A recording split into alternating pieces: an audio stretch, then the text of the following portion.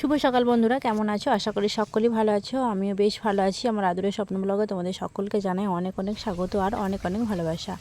দেখো, এখন হচ্ছে ভাইফোঁটার পরের দিন। তো সকাল সকাল আমি স্নান করে বাড়িতে চলে এসেছি, কারণ ননদ নন্দাই সবাই আসে বাড়িতে।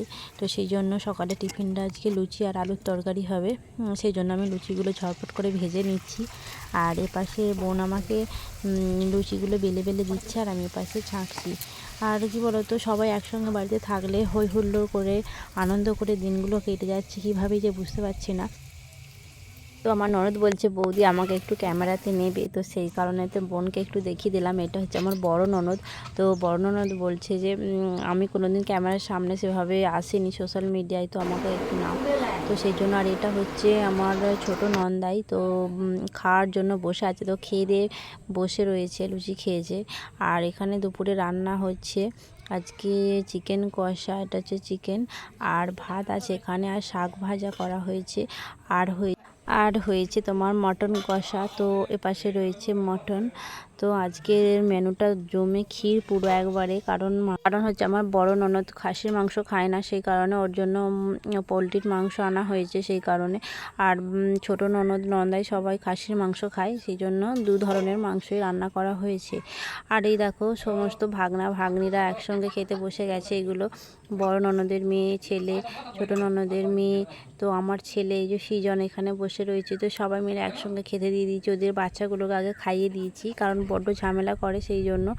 আর এখানে আমরা সবাই একসঙ্গে খেতে বসে পড়েছি, মা, বোন, ছোট বোন, বড় বোন, দিদা, আমি।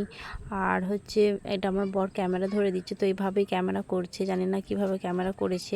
ভিডিওটা এডিট করার সময় আমি বুঝতে পারলাম যে ক্যামেরাটাকে অনেকবার নাড়িয়েছে, তো সেই কারণে। আর কি বলতো, সেরকমভাবে জানে না সব কিছু। আর এই দেখো, ভাত খাওয়ার পরে এই যে আমরা কদবেল মাখানোর জন্য বসে গেছি। তো আমি বাপের বাড়ি গিয়েছিলাম, সেখান থেকে কদবেল নিয়ে এসেছি অনেকগুলো। সেইগুলি এখন বিকালে বোন বললো যে মাখো, সবাই মিলে জমিয়ে খাবো, সেই জন্য আমি মাখতে বসে পড়েছি। আর কি বলতো, টকটা সবারই ফেভারিট, মেয়েদের সব মেয়েরাই এই টকগুলো পছন্দ করে, যে টক জাতীয় জিনিস হলে আর কিছুই চাই না। সেই জন্য আমরা দুপুরের দিকে তো এইসব ভাত খাওয়ার পরে এগুলি খেতে পছন্দ করি, মাখামাখি। বিশেষ করে কদবেল তো হলে আর কোনো কথাই হবে না, সেই কারণে একবারে প্রচণ্ড ঝাল নুন আর বেশটি কষে ভালো করে মেখে নিলাম। তো মাখার পরে অল্প জিনিস হলেও কি বলো তো, সকলে মিলে যখন আনন্দ করে চাড়িয়ে ভাগ করে খাওয়া হয়, তো সেটার মজা আলাদা। আর এটা জিনিসটা অল্প হলে আমরা অনেকজন ছিলাম, তো সবাই মিলে অল্প অল্প অল্প করে খেয়েছি।